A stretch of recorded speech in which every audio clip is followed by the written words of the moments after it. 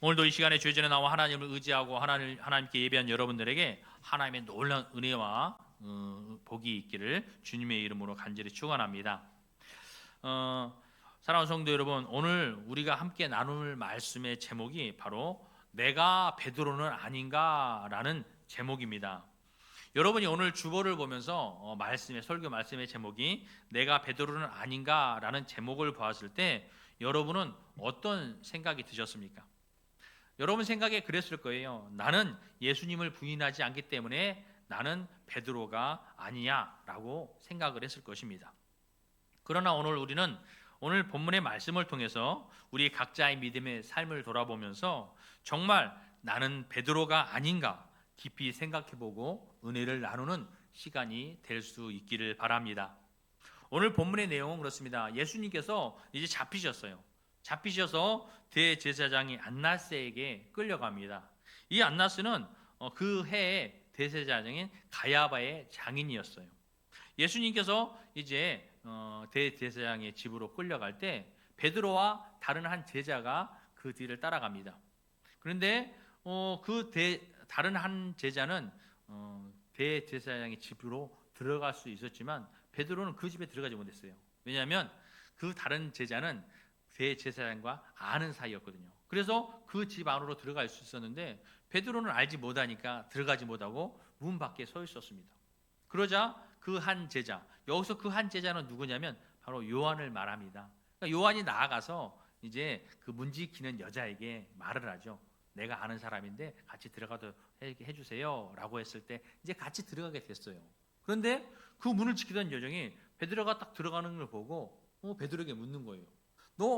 당신은 그 예수님의 제자가 아닙니까? 라고 묻는 거죠. 그러자 베드로가 뭐라고 했습니까? 나는 아닙니다 라고 했던 거죠. 그 이후에 예수님께서 그 해의 대제사장인 안나스에게 이제 신문을 받고 또 안나스가 그를 가야바에게 보내면서 그 이후의 내용이 베드로가 예수님을 3번 부인하는 내용이 오늘 본문에 나타나고 있습니다. 예수님을 부인한 베드로가 어떻게 부인했습니까? 첫 번째 부인은 17절 말씀에 여러분이 보면 요종이 말합니다. 너도 저 사람의 제자 중 하나가 아니냐라고 물었어요. 그러자 베드로가 어떻게 얘기했어요? 나는 아니라. 조금도 망설이지 않았어요. 조금도 망설이지 않고 그동안 수없이 예수님을 따르던 그가 망설임 없이 나는 아니라라고 대답했다는 거죠. 예수님을 부인했습니다. 두 번째 부인은 무엇입니까? 두 번째 부인은 25절 말씀에 사람들이 또 묻습니다. 너도 그 제자 중 하나가 아니냐라고 다시 물었죠. 그때 베드로는 또 어떻게 얘기했습니까? 나는 아니라라고 대답했어요. 또 세 번째 부인은 무엇이냐면 27절 말씀에 대제사장의 종 중에 하나가 말을 합니다. 내가 그 사람과 함께 동산에 있던 것을 내가 보지 않았느냐? 내가 당시 분명히 그 동산에서 그와 함께 있는 것을 봤다라고 말을 할 때에 베드로는 또 부인을 하는 거죠. 그러면서 그때 닭이 웁니다. 닭이 울던 그 순간 지금 우리 본문에서는 끝났지만 누가복음 22장 61절에서 62절에는 이렇게 이야기하고 있어요. 주께서 돌이켜 베드로를 보시니 베드로가 주의 말씀 곧 오늘 닭 울기 전에 내가 3번 나를 부인하리라 하심이 생각나서 밖에 나가서 심히 통곡하니라 라고 기록하고 있습니다. 오늘 말씀에서는 거기서 끝났지만 닭이 울 때 예수님께서 베드로를 바라보았다는 거죠. 그래서 베드로가 그것을 닭이 울면서 예수님이 하신 말씀이 기억났어요. 닭 울기 전에 내가 나를 3번 부인하리라. 그것이 기억나서 나가서 통곡하고 울었다는 거죠. 우리는 오늘 베드로가 그토록 예수님을 따르면서 그동안 예수님을 따르면서 많은 기적과 이적을 체험했습니다. 예수님께서 얼마나 많은 기적을 베푸셨어요. 그렇죠? 근데 그 모든 것을 체험한 베드로는 왜 예수님을 부인했을까요? 여러분 의문이 생기지 않겠습니까? 여러분이 한번 생각해 보세요. 여러분이 예수님을 따랐습니다. 3년을 예수님을 따르는데 예수님이 죽은 자도 살리고 기적을 베푸시고 바다 위를 걸으시고 많은 능력과 기적을 베푸셨어요. 그런 베드로가 그걸 체험한 베드로가 어떻게 예수님을 부인했을까요? 여러분 같으면 부인했을까요? 베드로가 왜 부인했을까요? 첫 번째는 예상치 못한 예수님의 모습에 혼란했던 것입니다. 베드로가 기대했던 예수님의 모습은 무엇입니까? 지금 로마를 물리치고 예수님께서 이 이스라엘을 회복시키는 거였어요. 그래서 그가 생각한 것은 힘과 능력을 소유한 유대의 왕 예수님을 꿈꿔왔던 거죠. 그것을 기대했습니다. 그래서 제자들이 어떻게 했습니까? 예수님이 유대의 왕이 되면 이 모든 로마를 물리치고 유대의 왕이 되면 내가 예수님이 오른편에 앉을 거야, 내가 왼편에 앉을 거야. 서로 싸우게 됐잖아요. 그들은 그것을 꿈꾸며 예수님을 따랐던 거죠. 그런데 보니까 어떻습니까? 예수님이 동산에서 잡히는데 사람들이 잡혔을 때 아무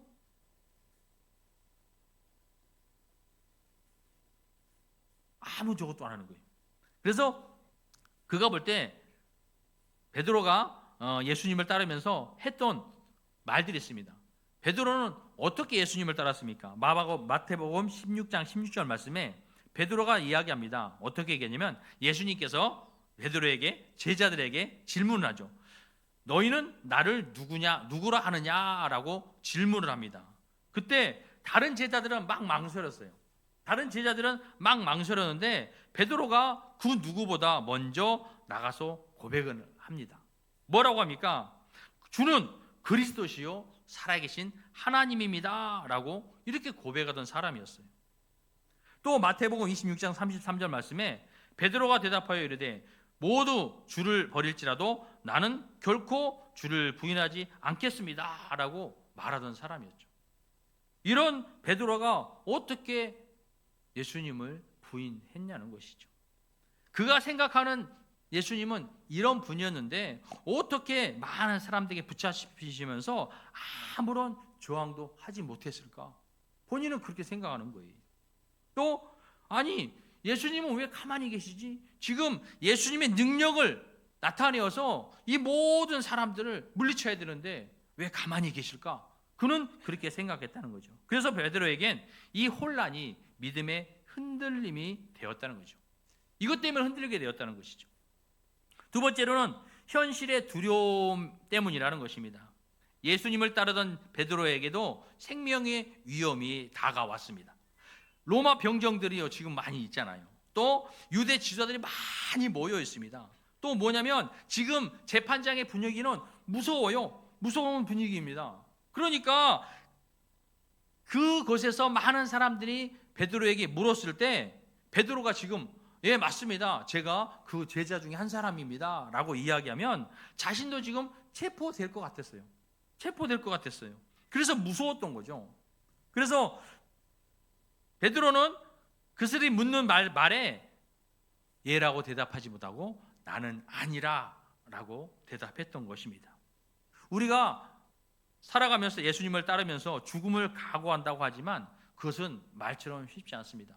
제자들도 죽음을 각오하고 예수님을 따랐지만 지금의 그들의 현실 앞에서는 여러분 죽음을 위협하는 상황이 나에게 닥칠 때 우리가 먼저 선택할 수 있는 것은 본능적으로 내 목숨에 자기를 보호하는 것을 선택한다는 것입니다.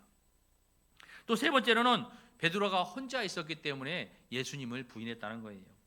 다른 제자들은 모두 도망쳤습니다. 지금 베드로와 또 한 제자가 있지만 지금 베드로는 홀로 있던 것이죠. 무리와 떨어져 있을 때 기도하지 않고 영적으로 깨어있지 않을 때 여러분 우리는 쉽게 흔들리고 무너진다는 거예요.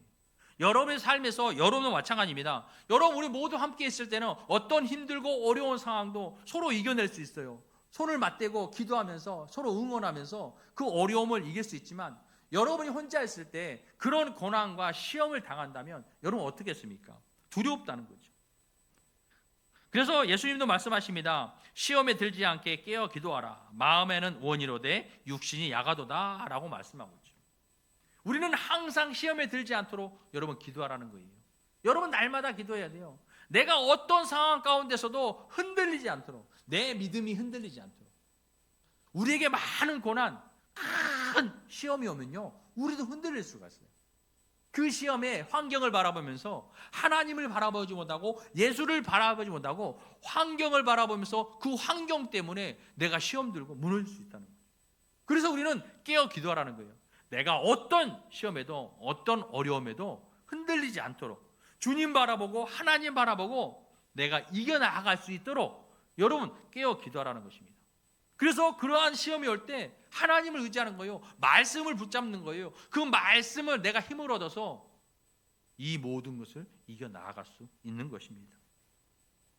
사랑하는 성도 여러분, 베드로의 모습이 여러분 오늘 우리의 모습이 아닌지 한번 돌아볼 수 있기 바랍니다. 교회 안에서는 예수님은 나의 주님이십니다. 예수님은 나의 구원자입니다. 라고 우리는 담대하게 고백을 합니다. 하나님의 찬양을 하고 기도하고 말씀을 서로 나누면서 하나님께 감사하다고 예배하면서 여러분 우리는 늘 하나님은 나의 주님이십니다. 예수님은 나의 구주이십니다. 라고 우리는 고백하고 있습니다. 그러나 우리가 교회의 문을 나서는 순간 세상의 시선을 두려워하여 여러분 우리의 믿음을 숨길 때가 많다는 것입니다. 예를 들어서 회사의 점심시간에 동료들이 모여 식사를 할 때 여러분 우리 기도하잖아요. 밥 먹을 때 기도하는데 그 기도하고 싶은 마음은 있지만 괜히 남들에게 이상하게 보여질까 봐 내가 머뭇거릴 때가 있다는 거죠. 또 여러분 그 마음속에 짧게 기도하거나 또는 그 기도를 아예 생략하는 사람들도 있다는 것입니다.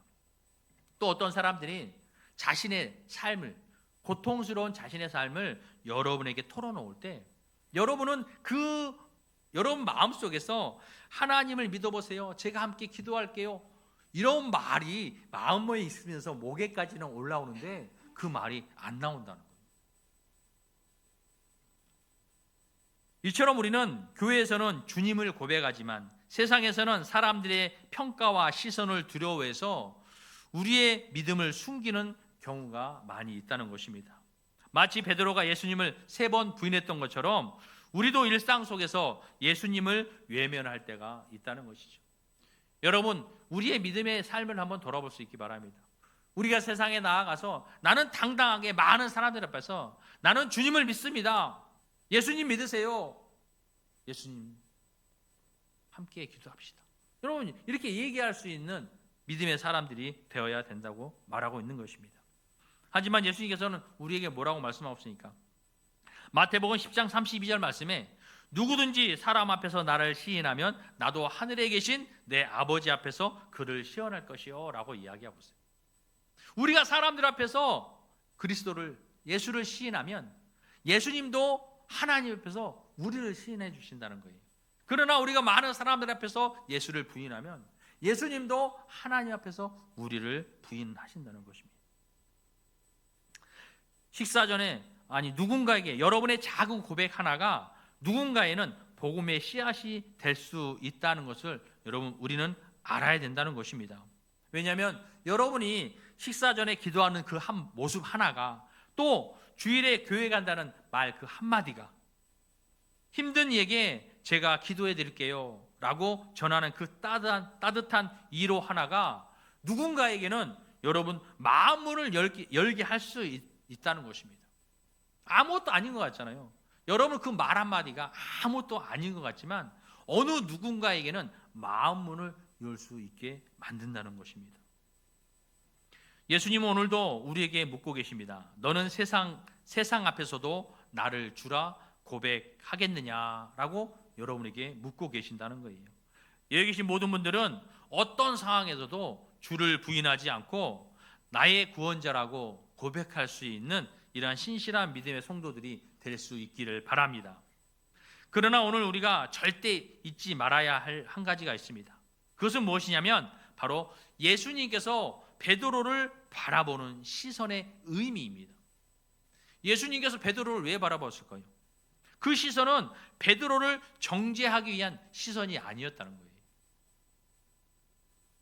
예수님의 시선이 베드로를 정죄했다면 어떤 마음이었을까요? 바라보면서 그래 내가 너 그럴 줄 알았어 이런 비난했을 거예요. 비난의 눈빛이었을 거예요. 그러나 그것이 아니었다는 거죠. 또 너는 이제 나랑 끝났어 뭐 이렇게 실망의 눈길이 아니었다는 거죠. 예수님의 시선은 무엇냐면 베드로에 대한 사랑이었다는 것입니다. 사랑의 시선이었다는 거예요.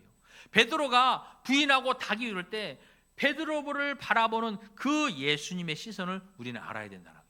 그 시선은 베드로를 정죄하는 시선이 아니라 베드로를 사랑하는 시선이었다는 거예요.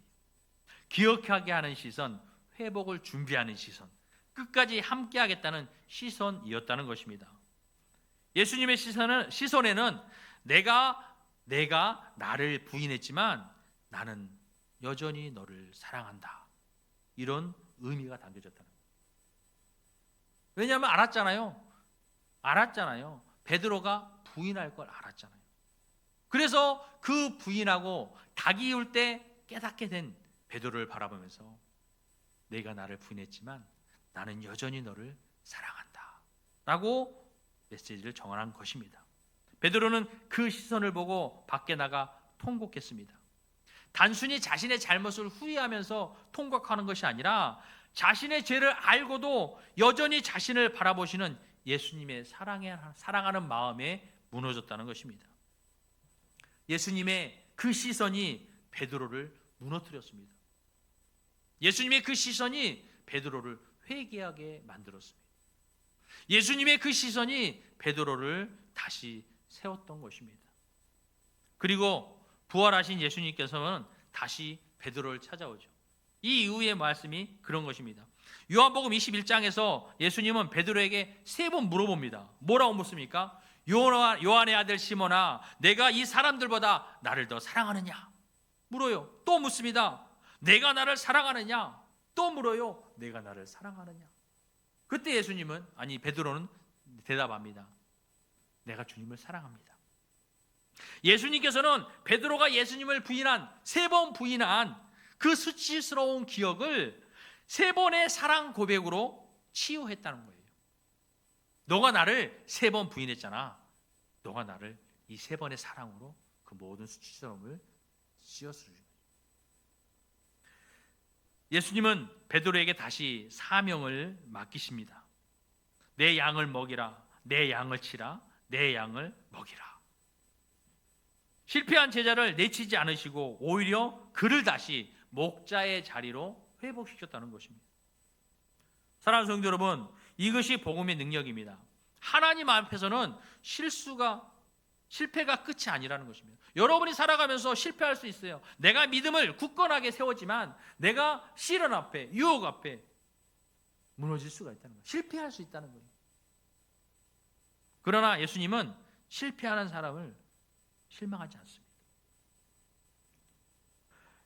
주님을 부인했던 베드로가 나중에는 어떤 사람이 됐습니까? 예수님을 위해 생명을 바치는 순교자가 되었습니다. 왜 그랬을까요?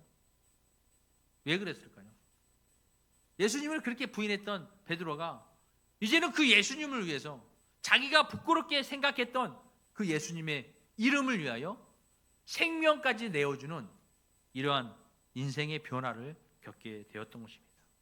그것은 예수님의 사랑이었던 것입니다. 우리도 세상에서 여러분 믿음이 실패할 수가 있어요.